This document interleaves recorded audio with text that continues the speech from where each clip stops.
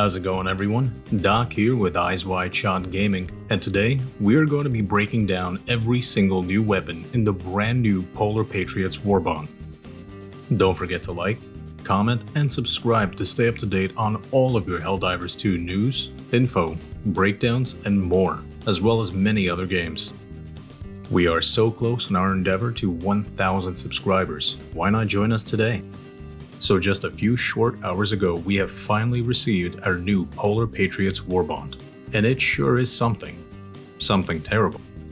Let's take a look at each weapon, its stats, and how it functions on the battlefield. We will start with the AR61 Tenderiser, a high-caliber assault rifle with a restrictive magazine size but more stopping power. This weapon does 60 damage per shot with a capacity of 35 per mag. Very low recoil at 10 and a decent fire rate of 600.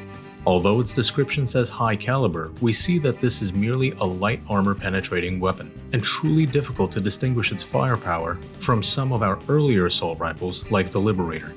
Let's take a look at how it works in the field.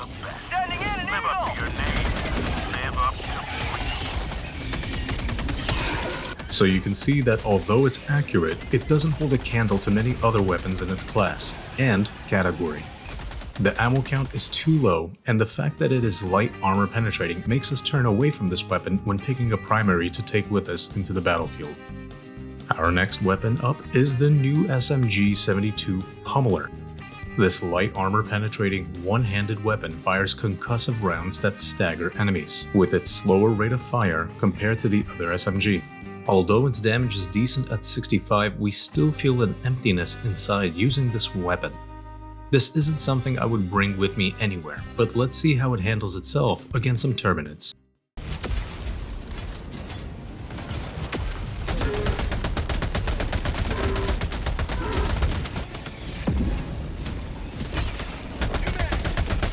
We can see that it does kill the smaller enemies. Once we begin facing spewers and up, it begins to falter.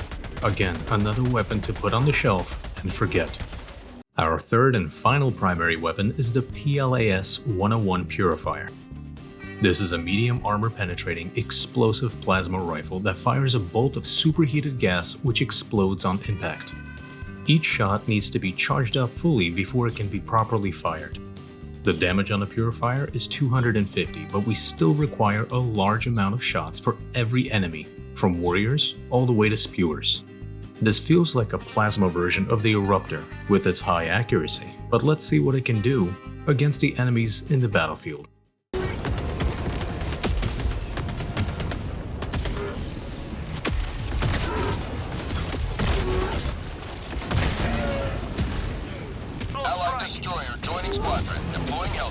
So as I've said, accurate, but at the end of the day, when I am running a level 8 or 9 mission, I wouldn't choose this weapon over the Blitzer or even the Sickle with its nerf. Let's move on over to our new secondary weapon, the P113 Verdict, a gas-operated semi-automatic pistol that chambers 14mm rapid deliberation rounds. We were promised a deagle, and yet we have received something from the back of a cereal box. Yes, it has a high rate of fire and moderate recoil, but its use against any enemy is very limited.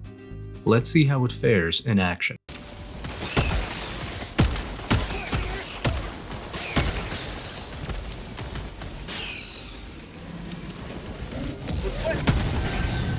Again, this is a fun weapon to use, but not something I would replace my grenade pistol with at any point, as it can't be utilized effectively in almost any situation.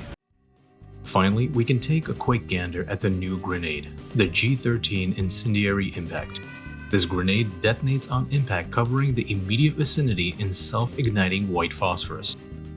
Although a great fireworks show, the overall damage is laughable compared to its predecessor, the regular impact grenade. This struggles to hold a candle in a fight against even some of the smaller Terminids, causing hunters to walk through the flames and kill us. Overall, the Polar Patriots Warbond seems more like a cosmetic drop for us than anything else.